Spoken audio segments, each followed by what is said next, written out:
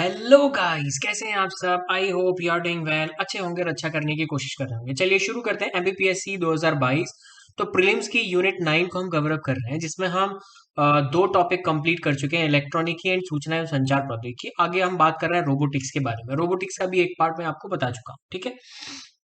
चलिए शुरू करते हैं।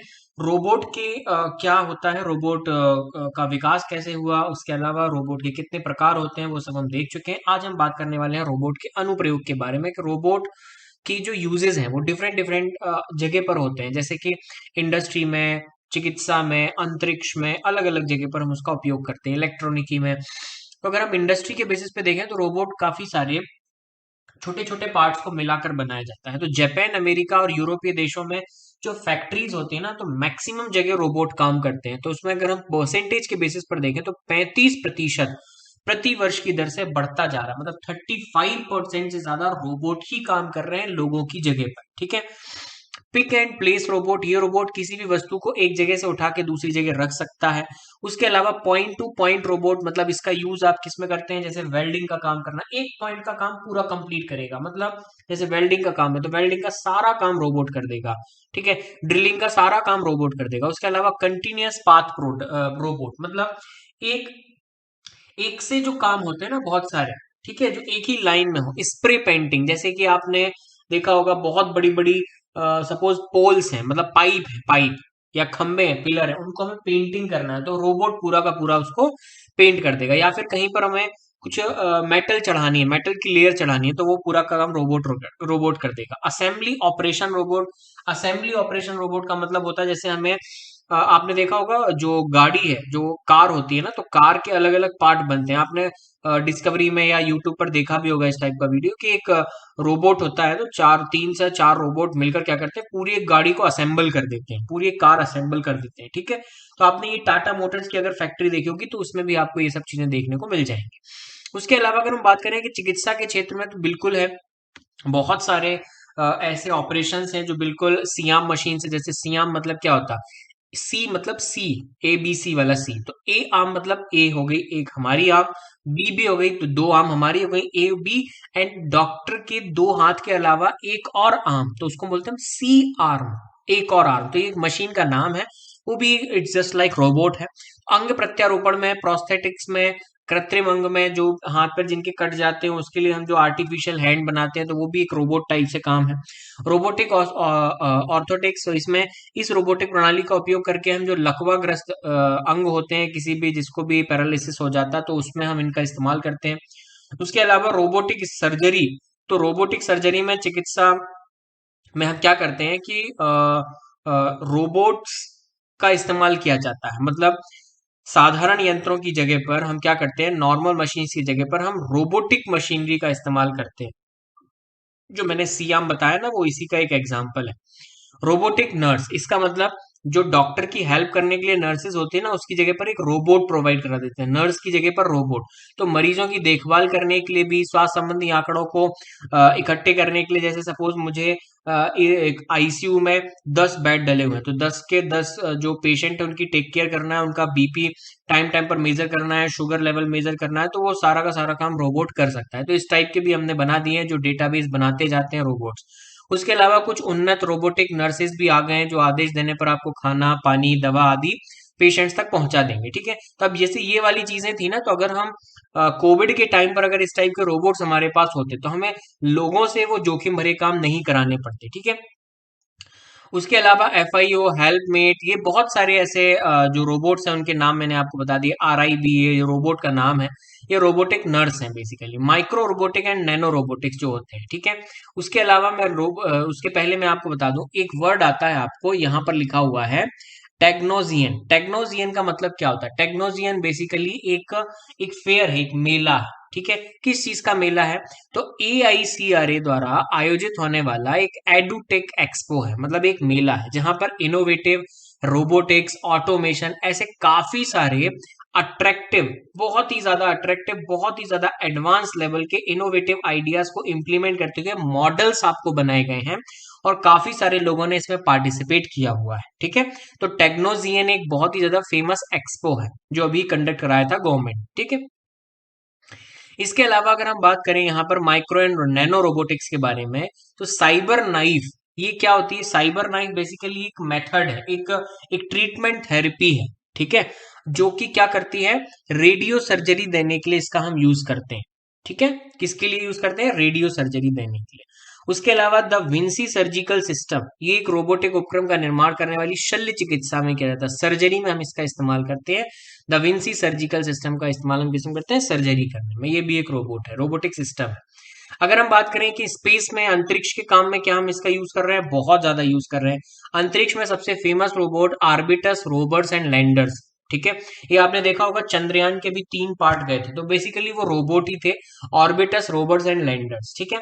उसके बाद रोबोनोट, दर्पा, नासा, ये एक संयुक्त प्रोजेक्ट है और इसका लक्ष्य है ऐसे ह्यूमनॉइड तैयार करना जो कि एक्स्ट्रा व्हीकुलर एक्टिविटी, जैसे स्पेस वॉक करना है, मतलब अंतरिक्ष में वॉक करना है, तो अंतरिक्ष में वॉक करने के लिए हम इन रोबोट्स का इस्तेमाल करेंगे, ठीक है। उसके अलावा स्पाइडर नॉट, एक मकड़ी रोबोट है, ये नासा के द्वारा डिजाइन किया। स्पेस प्रोब, ये रोबोटिक अंतरिक्ष यान जिसे स्पेस प्रोब हम कहते हैं, ठीक है। उसके अलावा ल्यूनार रोबोटिक रोवर चंद्रयान 2 मिशन द्वारा चंद्रमा की सतह पर उतरेगा, मैंने आपको पहले ही बता दिया। देन आता है रोस्टेला फिलिक, तो रोस्टेला फिली जो अभियान है, इसके दौरान जो यूरोपीय यूनियन है ना, ईयू मींस यूरोपीय यूनियन, पहली बार किसी एक धूमकेतु पर रोबोटिक को उतार रहा है, ठीक है। मतलब जो धूमकेतु होता है ना, उसकी स्टडी करने के लिए हम एक रोबोट वहां पर भेज रहे हैं, और हम मतलब भारत नहीं भेज रहा है, ईयू भेज रहा है, यूरोपीय यूनियन। बात समझ आ गई? ठीक है। और उस कैंपेन का नाम क्या है? तो आपसे पूछेगा तो आप बोलेंगे रोसेटा फिलिक, ठीक है। नेक्स्ट आता है आपदा प्रबंधन। हम क्या जो डिजास्टर मैनेजमेंट, जैसे कहीं बहुत ज्यादा भूकंप आ गया, बहुत ज्यादा बाढ़ आ गई, लोग वहां नहीं जा सकते हैं, बट कुछ लोग फंसे हुए हैं, उनको बचाना है, तो उसके लिए हम वैसे तो आर्मी लगा देते हैं, एनडीआरएफ की टीम लगा देते हैं, बट अगर वो भी पॉसिबल नहीं है तो ज्यादा अच्छा है ना कि हम जोखिम भरे काम लोगों से क्यों कराएं, अगर रोबोट कर सकता है। तो उस टाइप से हमने आपदा प्रबंधन के लिए भी कुछ रोबोट बना रखे हैं, जैसे ब्लू फिन 21 सबमरीन रोबोट है। इसका प्रयोग मलेशियाई विमान MH370 की खोज के लिए हिंद महासागर की गहराई में भेजने के लिए हमने किया था। देन आता है हैदराबाद साइंस सोसाइटी के वैज्ञानिकों ने रोबोट का निर्माण जो भूकंप में जो मलबे के नीचे जो व्यक्ति दब जाते हैं उनको निकालने के लिए किया। उसके अलावा एटलस जो है वो डीआरडीओ ने बचाया हुआ है, जो भी लोग आग में फंस जाते हैं उस व्यक्ति को निकालने के लिए। मैंने आपको इसके पहले वाले जो क्लास है उसमें आपको एग्जाम्पल भी दिया था कि आग में फंसे हुए लोगों को बचाने के लिए तो एटलस नाम का एक रोबोट बनाया हुआ है डीआरडीओ ने। उसके अलावा पायोनियर, सैनिका, ये बहुत सारे हमने जो रोबोट्स हैं बनाए हुए हैं जिसका हम इस्तेमाल करते हैं किसमें? डिजास्टर मैनेजमेंट करने में, ठीक है। तो इसके लिए हमने एक रोबोट बनाया है सैनिका। तो सैनिका जो रोबोट है इसका फुल फॉर्म आपसे पूछा जा सकता है sensor network with mobile robots for disaster management, okay. उसके अलावा अगर हम बात करें कि हम डिफेंस में भी रोबोट्स का इस्तेमाल करते हैं, बिल्कुल हम कर सकते हैं। इसमें अननेम्ड एरियल व्हीकल, जिसको आप बोलते हैं ड्रोन, ड्रोन को हम क्या बोलते हैं? अननेम्ड एरियल व्हीकल, ठीक है। तो बोस्टन डायनेमिक्स रोबोट डॉग, अभी हमने नकली डॉग बनाए हुए हैं, तो अगर आप ये चीज गूगल पे डालेंगे या आप अगर यूट्यूब पर डालेंगे तो इसका वीडियो आपको मिल जाएगा, बोस्टन डायनेमिक्स रोबोट डॉग। और मैं चाहता हूं कि आप उसको डालें, उसको देखें, आपको एकदम पिक्चर क्लियर हो जाएगी कि कैसे रोबोट होते हैं। इसका यूज हम डिफरेंट डिफरेंट टाइप के भारी वाहन, युद्ध क्षेत्र में प्रयोग करने के लिए हम इसका बिल्कुल कर सकते हैं। बहुत ज्यादा घना जंगल है जहां हमें डर है कि यार कोई जंगली जानवर हो सकते हैं, ह्यूमन को खा सकते हैं, तो उसके लिए हम इनको भेज देंगे, ठीक है। ये फाइट कर सकते हैं प्रॉपर। उसके अलावा एंड्रोस सेकेंड और मिनी एंड्रोस नाम का रोबोट का निर्माण है, जो कि किसके लिए? कहीं पर अगर बॉम्ब डिफ्यूज करने के लिए जाना है तो हम लोगों की जगह रोबोट को भेज सकते हैं। दक्ष एंड एफ इंसेस डीआरडीओ द्वारा विकसित है, जो बॉम्ब का पता लगाने के लिए बनाया गया है। चीता एंड वाइल्ड कैट, ठीक है। तो ये हमने रोबोट बनाया। अगर हम देखें national mission on inter disciplinary cyber physical system, that is NMICPS की शुरुआत कब हुई थी? तो 2018 में। ये करंट अफेयर्स का क्वेश्चन है, बेहद इंपॉर्टेंट है, ठीक है। हाँ, ये बेहद इंपॉर्टेंट है, साइंस एंड टेक से रिलेटेड। उसके अलावा अगर हम कुछ और रोबोट्स के बारे में बात करें तो डीआरडीओ ने बहुत सारे रोबोट्स बनाए हैं। जैसे हम बात करते हैं रिमोटली ऑपरेटेड व्हीकल की, ROV, जिसको हमने बोला दक्ष नाम से। तो ये बहुत ही दूर से चलने वाला एक वाहन है, ठीक है। और अगर वहां पर कोई बॉम्ब वॉम्ब लगा हुआ है तो उसको डिफ्यूज करने, उसको हैंडल करने में ये काम कर सकता है। Confined space remotely operated vehicle, मतलब CSROV, जिसको हम बोलते हैं दक्ष मिनी। कन्फाइंड स्पेस का मतलब होता है कि बहुत सारी चीजों से घिरा हुआ स्पेस, जहां पर ऑक्सीजन की बहुत ज्यादा कमी होती है, वो होता है कन्फाइंड स्पेस, ठीक है। उसके अलावा surveillance remotely operated vehicle, surveillance remotely operated vehicle बोले तो दक्ष स्काउट, मतलब ऐसी जगह जिसके बारे में हमें प्रॉपर जानकारी नहीं है, हो सकता है वहां दलदल हो सकता है वहां पर कुछ और बर्फ हो, बर्फ धंसने वाली हो, कुछ भी हो सकता है, तो ऐसी जगह भी हम रोबोट का इस्तेमाल कर सकते हैं। उसके अलावा मानव रहित हवाई वाहन, जिसको हमने क्या बोला है, नेत्रा। तो आपसे ये क्वेश्चन जनरली पूछा जा सकता है कि भैया DRDO द्वारा विकसित मानव रहित हवाई वाहन निम्न में से कौन सा है, तो आप बोलेंगे नेत्रा, ठीक है। उसके अलावा अनएक्सप्लोडेड ऑर्डिनेंस हैंडलिंग रोबोट, जिसको हम बोलते हैं UXOR, ये 1 किलोमीटर से दूर 1000 किलोग्राम तक का अनएक्सप्लेडेड ऑर्डिनेंस यानी बम और मिसाइलों को संभाल सकता है और उनका पता लगा सकता है 1 किलोमीटर के पहले ही आपको बता देगा अगर वहां पर किसी भी टाइप की माइंस बिछी होगी या कुछ भी होगा तो, ठीक है। इसके अलावा अगर हम कुछ रोबोट्स के बारे में बात करें, जैसे सोफिया, तो ये हैंसन रोबोटिक्स ने बनाया था, हांगकांग देश का। इसका आविष्कार किया था डेविड हैंसन ने, एंड 14 फरवरी 2016 को ये प्रेजेंट किया। अगर हम देखें कि किस टाइप का रोबोट है, तो भैया ह्यूमनॉइड रोबोट है, बिल्कुल लड़की के जैसा दिखता है, ठीक है, इंटरेक्टिव है, और 62 टाइप के facial expression, 62 types of facial expression she can change, okay, Sophia can change, okay. Sophia को हॉलीवुड अभिनेत्री ऑड्री हेपबर्न जैसे दिखने वाला बनाया गया है। भारत में से 2017 के मुंबई टेक फेस्ट में लाया गया था, दिखाया गया था। ह्यूमनॉइड इंटरेक्टिव है, 62 फेशियल एक्सप्रेशंस बदल सकता है। अक्टूबर 2017 में सोफिया को सऊदी अरब का एक नागरिक के तौर पर घोषित किया गया है, तो किसी भी देश की नागरिकता रहने वाला पहला रोबोट है ये। नवंबर 2017 में सोफिया को संयुक्त राष्ट्र विकास कार्यक्रम, जिसको हम बोलते हैं UNDP, United Nation Development Program का पहला और गैर मानव नवाचार चैंपियन नामित किया गया था, ठीक है, तो ये भी याद रखिएगा।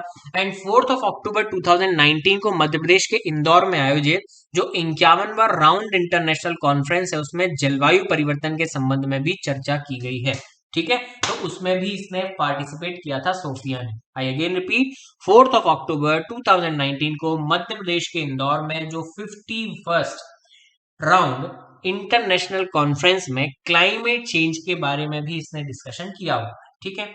उसके अलावा अगर हम बात करें कि कुछ और रोबोट्स के बारे में, तो एसिमो है, advance step in innovative mobility.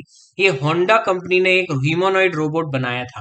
रोबोनट, ये नासा ने भी बनाया था, ये भी ह्यूमन के जैसा दिखता है। एटलस रोबोट मैंने आपको पहले ही बता दिया कि ये कैसा है, ये हमने किसके लिए बनाया है, तो भैया American robotics company Boston dynamics के द्वारा ये बनाया गया, ठीक है, ह्यूमनॉइड है ये भी। स्पॉट रोबोट ये गूगल द्वारा है, 4 पैरों वाला एक रोबोट है जो घर के और बाहर के कुछ काम कर सकता है। बाकामारू, ये जापानी रोबोट है जो मित्सुबिशी हैवी इंडस्ट्रीज, मित्सुबिशी जिसकी गाड़ी आती है ना, वही पजेरो, तो मित्सुबिशी हैवी इंडस्ट्रीज द्वारा बनाया गया और इसका उद्देश्य है मानव के साथ प्राकृतिक संचार करना, ठीक है। देन आता है सैम रोबोट, ये सैम दुनिया का पहला वर्चुअल पॉलिटिशियन है, मतलब ये पॉलिटिक्स के लिए बनाया गया है, ठीक है, जो न्यूजीलैंड के मतदाताओं की इच्छा से प्रेरित है। नेक्स्ट आता है माइटी ईगल, नासा द्वारा विकसित है, ये प्रोटोटाइप रोबोटिक लैंडर है, ठीक है। इसके लिए हम कहाँ आगे, जैसे हमें किसी प्लानिट पे किसी को उतारना है तो उसकी जगह हम माइटी ईगल का इस्तेमाल करेंगे, ठीक है। नेक्स्ट आता है ऑर्निथोप्टर। ऑर्निथोप्टर मतलब ये रोबोट अपने विंग्स के हेल्प से क्या कर सकता है, अपने पंखों की सहायता से पक्षियों के जैसे फ्लोट कर सकता, उड़ सकता, फ्लाई कर सकता है, ठीक है, फ्लाई कर सकता है बेसिकली, इसको हम बोलते हैं ऑर्निथोप्टर, ठीक। देन आता है DelFly, SwarmNet project, smart bird, robo मधुमक्खी, ये सब है, ठीक है, ओके। तो ये बहुत सारे टाइप के आपको देखने को मिलेंगे। उसके अलावा एक पहिए वाला जो रोबोट है उसको हम बोलते हैं कि रोबोट बॉल्ड रोबोट, ठीक है। और सबसे पहला बॉल्ड रोबोट जो है वो 2005 में प्रोफेसर राल्फ हॉलिस USA ने हमें बताया था इसके बारे में, ठीक है। अच्छा, अगर हम कुछ फैक्ट के बारे में बात करें तो हाल ही में बेंगलुरु में AI इंडिया और robotics technologies park, I again repeat, कहां पर, बेंगलुरु में AI इंडिया और रोबोटिक्स टेक्नोलॉजी पार्क स्थापित किया गया। तो आपसे क्वेश्चन पूछा जा सकता है कि भैया ये बताओ, आर्ट पार्क, इसका आप देखेंगे ना, ओवरऑल नाम क्या आ रहा है, आर्ट पार्क, अब आपको समझ आएगा। अच्छा, ये तो कला वाला से रिलेटेड होगा, बट अगर आप इसका फुल फॉर्म देखेंगे तो क्या आ रहा है, AI and robotics technology spark. तो ये याद रखिएगा, ये बहुत ज्यादा चीजें कंफ्यूज करती हैं, ठीक है। ओके, इसके अलावा हम बाद में बात करेंगे नेक्स्ट लेक्चर में भारत में रोबोटिक्स के बारे में, कि भारत में रोबोटिक्स कैसे शुरुआत होती है और भारत के कौन कौन से रोबोट हैं जिनके बारे में हमें पढ़ना है, जो एग्जाम पॉइंट ऑफ व्यू से बेहद इंपॉर्टेंट है। Thank you guys, thank you very much. हम फिर से मिलेंगे। उसके पहले अगर आपको वीडियो अच्छा लगा है तो लाइक कीजिएगा, शेयर कीजिएगा, कमेंट कीजिएगा, एंड लिंक डिस्क्रिप्शन में मैंने दिया हुआ है, तो वहां से आप इसके नोट्स भी डाउनलोड कर सकते हैं और मेरे साथ मेरे टेलीग्राम चैनल, फेसबुक पर सारी जगह मुझसे जुड़ सकते हैं। Thank you very much.